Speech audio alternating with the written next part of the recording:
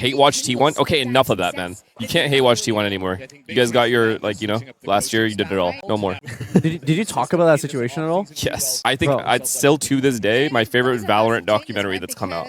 Because they actually showed the bad stuff. Yeah. No, like, org has had the balls. I'm not even saying they did the right thing, right? Like, the org could have edited out a lot of that stuff, and it made the players look worse by default. But in general, like, I think any documentary that shows the good with the bad is always going to be more reliable for me and, like, more interesting to watch than just good stuff. Yeah, 100%. Right? It's the same as, like, comms videos where they only show the winning rounds. It's kind of like people want to see what happens, like, how people react to losing a round too, Yeah. Like a big round. Like, do they say, like, nice try? Like, are the people, like, arguing? The thing that, like, I saw, like, well, because I know a little bit of how T1 is, like, as a team, and they're all good friends. And the documentary, like, people are just upset because I feel like it's different in a Western culture. I was just about to say it's a playing culture like the difference. game versus Korean culture. Korean culture, like, they're very blunt. Yeah. Like, for example, if I'm playing on an NA team and someone goes like, "What the f are you doing? Like, why?" Like, and it's like a way more like aggressive and way more like blunt, right? But then like if I'm playing like on a more traditional Western team, it's gonna be more of like, "Can you explain this, please?" Yeah.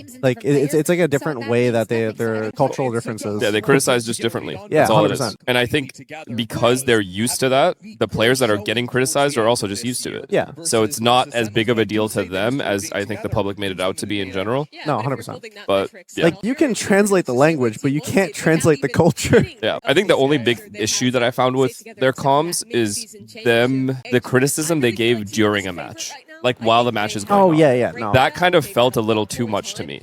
Like, that's not a cultural thing. I think that's just an incorrect thing to do in the middle of a game. Because I feel like if you get into the head of your player that much, they'll start playing like I agree with this, Yeah. because I think when you're doing review and stuff, you can be as blunt or Yeah. forward as possible after the match. But while you're still playing like the series and stuff, you should just focus on to the next map. give You Timmy context. Oh yeah. Oh yeah.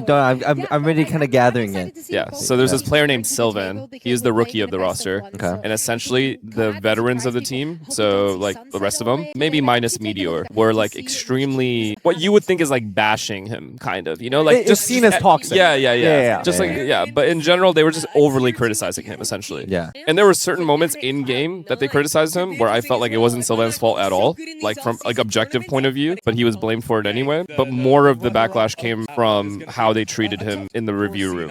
I see. And like trolling him and so like kind of joking around in their like I think they were joking around in their like culture. Yeah. But for Tyson said the Western culture, everyone's like, what the why are they talking to him like that type.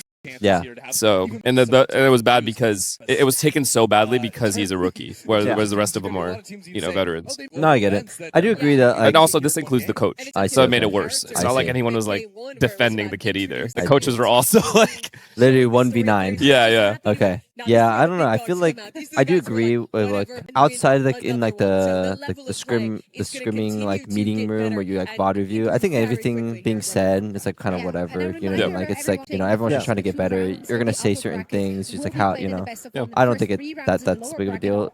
During the matches, I definitely was the type of person that'd be like after let's say because Apex you have 6 games. Yep.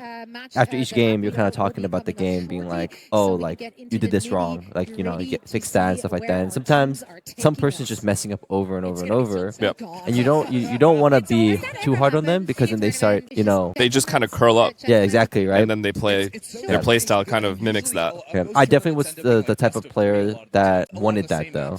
Like I wanted that live feedback, and maybe that's a Korean thing. I'm not too sure, but over like some time, players can take it and want to have that. Yeah. It just kind of depends on who you are, but generally, like especially for younger players, I've noticed if you criticize them in the moment, and then if you say it the wrong way in the game, more times than not, they're just gonna shut down. Yeah. Oh yeah, I agree. I mean that's like just clipping the wings. Yeah. Like I've seen that done time and time again. So I think it could work if you also give them the positives afterwards, but True. typically people don't do that. oh, the sandwich method. Yeah. You say you're too. Wait. You said the good thing first, then the bad, or is it Oh, good, bad, good? good, bad, good. Yeah. So you sandwich it in between good things.